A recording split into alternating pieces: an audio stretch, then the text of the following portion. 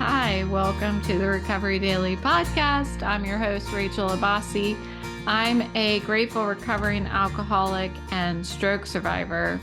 And today I want to talk about limitations that come with things like sobriety, things like stroke recovery, vestibular disorder, chronic pain, these kinds of limitations, and how to find mental and emotional freedom, embracing those while respecting these physical limitations.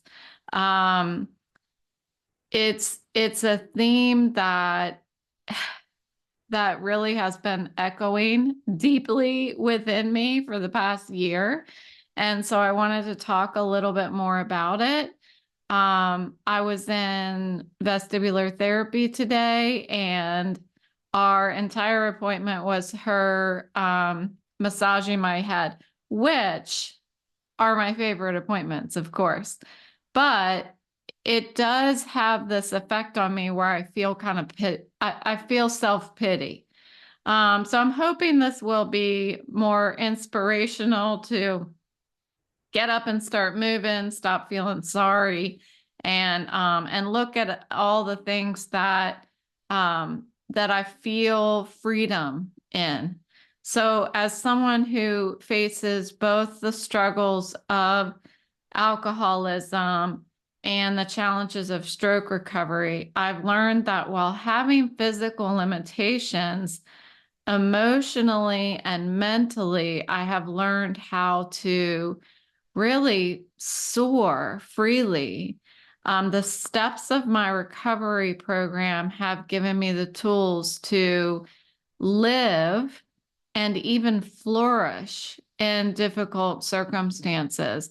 When I first entered sobriety, I thought, I can't do all the things I used to get to do. I'm never going to have fun again. And guess what? I felt the same way a year ago when I had to leave my job because I couldn't use my eyeballs and I had chronic pain in my head. I've come to understand that these limitations are not all encompassing. They really are something that I can learn how to live with. And it's about learning how to accept the limitations and then add feathers onto the stuff that I can still do. Some of the stuff that feels damaged, like add feathers onto those wings and try to help them get back up off the ground. So my journey in sobriety started with this humility and willingness to take suggestions, even though I didn't want to. And I heard pain is the touchstone of all spiritual progress. And through this pain, through this feeling like my life was now limited, I have found ways to hand that stuff over. My worries, my fears, my feeling that I'm just not as good as I used to be. Rachel version 2.0 is the one who's limited. And that is absolutely the opposite of what has happened. But that's what I felt like I was entering into in the beginning.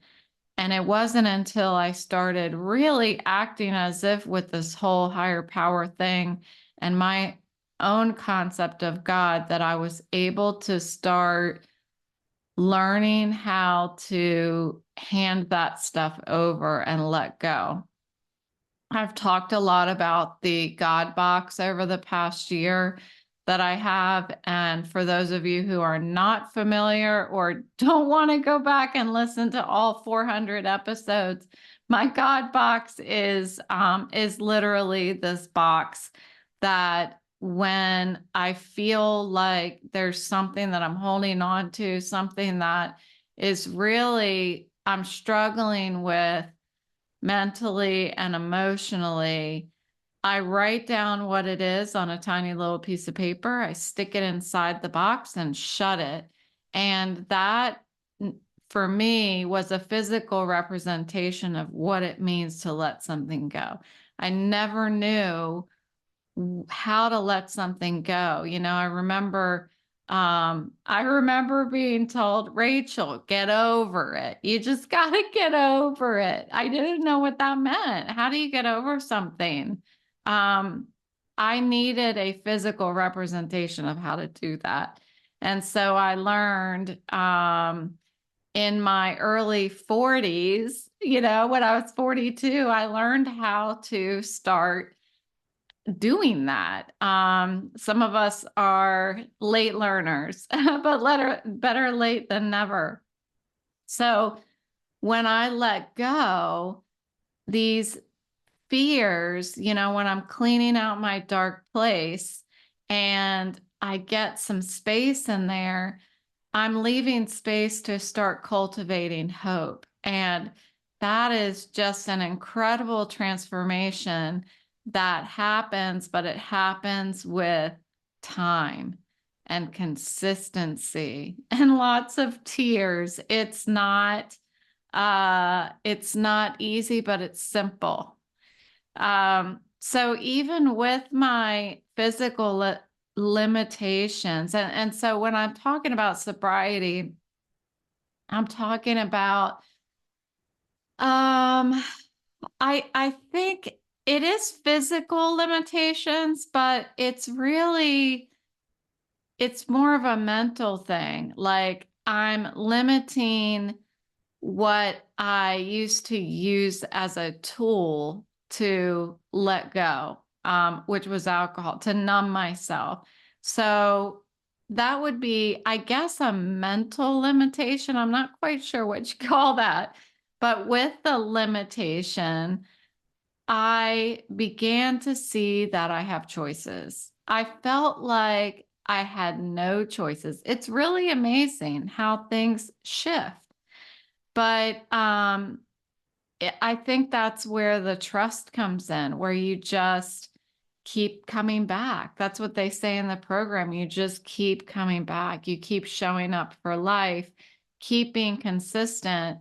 And these things start revealing themselves, these positive things that I have choices, that I can actually have fun in sobriety. And I'm practicing these same principles in my stroke recovery. And by keeping coming back, quote unquote, for me, I keep waking up and putting 2 feet on the ground and showing up for life, showing up for my doctor's appointments. I have one in the morning. This is a family doctor appointment. They're going to check my blood and all of that stuff and make sure that my vegan diet is healthy. I have put on 3 pounds, so that's got to be good, right? I mean, I don't know, because some of that might be Oreo. Um, anyway,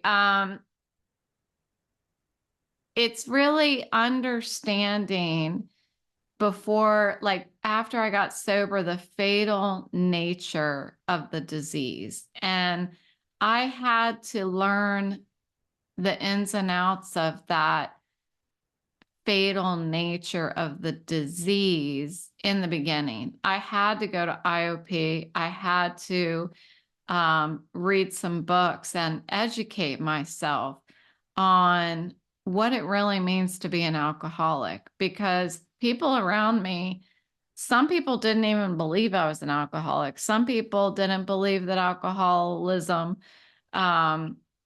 is a disease. So what was important was that I knew what it was and that I understand that it's a disease. And once I was able to educate myself on this condition that I have, this invisible illness that I have, then I can start realizing that, okay, I still have options living like this. I still have options.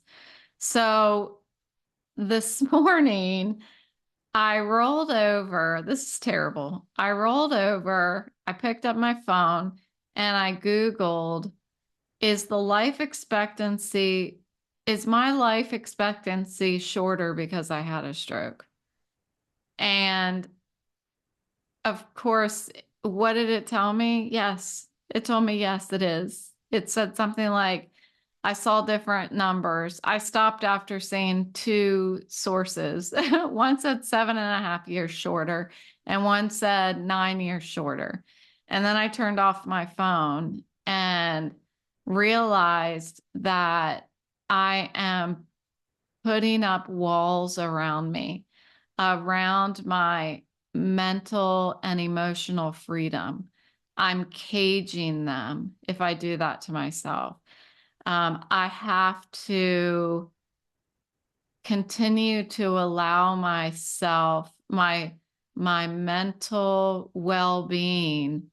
I need to let it soar still and not find ways to trap it and stuff it down into my dark place. Find ways to, I'm not ignoring the reality of my situation, but I need to not ask Google about it. If I have questions, I need to talk to my doctor about it. I need to talk to my stroke specialist about it next month. One of the critical aspects of recovery is learning how to read our own emotions. And it doesn't come naturally. It's not easy. We can deceive ourselves. It's fascinating. I can look at myself and think, my ego will take over, and I'm thinking, oh no, I just want to know the facts. I'm educating myself. Well, no, I'm not. I'm not educating myself. I'm finding a reason to be upset. That's what I'm doing. I'm starting my day off on the wrong foot, however you want to say it. What I needed to do was pick up my phone and log into my 7 a.m. meeting and skip the part where I Googled about my life expectancy. Of course, it's difficult for me to read my own emotions because I've been numbing them for years. But I need to take it one emotion at a time. Is that a song? I feel like that's a song. One emotion at a time, and be patient with myself. Remember that emotional color wheel. Like, why did I Google that this morning? I would need to really break down that emotional color wheel and figure it out. But I have a feeling it has something to do with the fact that my kids were here and now they're gone.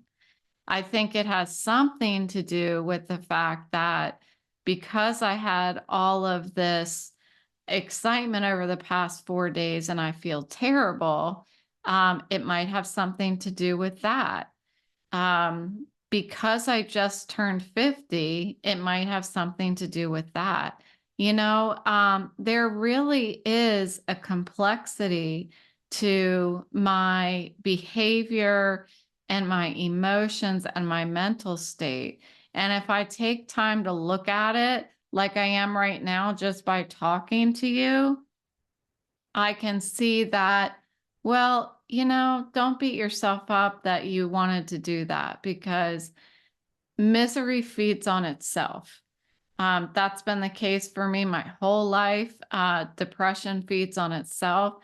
So when I'm feeling sad that my kids left, I'm feeling sad that I'm 50, I'm feeling sad because I don't feel good, I'm going to feed that.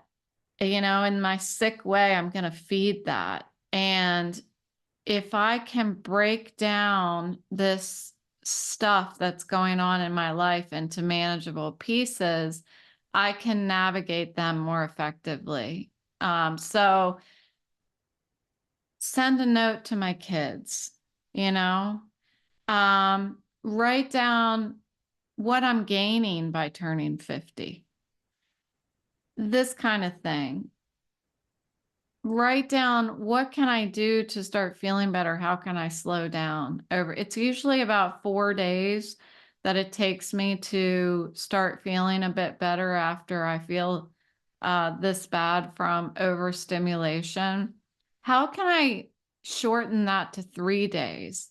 So instead of trying to feed my negativity by looking at my life expectancy because I had a stroke, which I'll tell you, this is not the first time or the second time I've looked that up. So I don't know why I'm a glutton for punishment.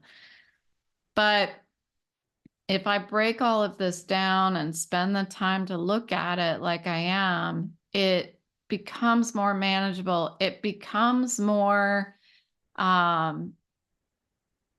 like I can look at it from a realistic standpoint. And I'm not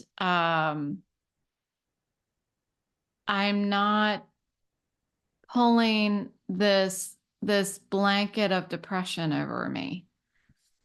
The steps of my sobriety program provide me with the tools to do that, to be able to break things down, and not only break things down and look at them, but turn them around and even flourish in difficult circumstances.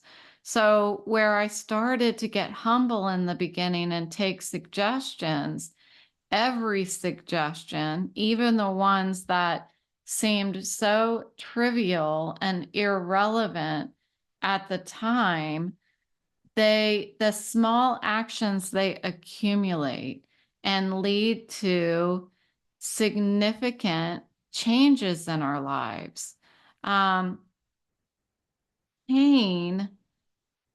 So I heard that this morning. Pain is the touchstone of spiritual progress. And I've definitely found this to be true. So I feel like I'm going to have some major spiritual progress with all the pain that I've been dealing with. But really, facing my pain on a daily basis and working through it, I am growing exponentially, spiritually and emotionally. I feel like my spirituality and my emotions have been going to the gym every single day of the week. And they're getting very strong. There are times that I break down because you can overwork your muscles, but it allows me to give way to my worries and my fears. It allows me to keep practicing turning this stuff over to my higher power, keep making space for hope and positivity. And that's where the freedom is. That's where I am able to, as I keep doing this, I find freedom. I just envision today, I'm just envisioning that my spirituality, my emotional and mental well-being, like I'm just adding feathers to their wings because I just keep doing it every day. And I'm just trying to get myself higher and higher off the ground. No matter how much I feel like my physical limitations sometimes are like weighing me down. There's a friend of mine who I met through a friend of my sister. And I saw a post from her on Instagram today, but it looked like it was posted like a couple days ago. And she too is suffering from daily chronic pain. and feeling like wanting to give up. And I know what that feels like. And I tried to leave her an encouraging note, but I know all too well what it feels like. And I feel like the best thing that I can do in those times, the best thing we can do as people who suffer from invisible illnesses, is when we feel like we have enough feathers on our wings to soar higher than somebody else, to lift them up with us. Try to lift them up, because on any given day, I need to be lifted up as well. And I have the opportunity to use the steps of recovery as tools to live this way and flourish even in the face of adversity. This other person that I interacted with on Instagram does not have a sobriety program. She has another program that she works, another more religious program, and that works for her. And I just hope that that she has the tools that allow her to feel the freedom that I feel, and um, are able to like let go of fears. You know, I don't want to say embrace pain. I don't want to embrace pain. It's terrible. It's terrible. But learning how to live with the pain, learning how to be just hyper in tune to my emotions so that I can navigate life's challenges, navigate this challenge and whatever challenges are to come, by still having freedom on the inside. I may have physical limitations around me, but on the inside, I'm soaring high, deep and high. Like the inside, my emotions and my spirituality and my mental well-being, like it is limitless. There are no bounds around that.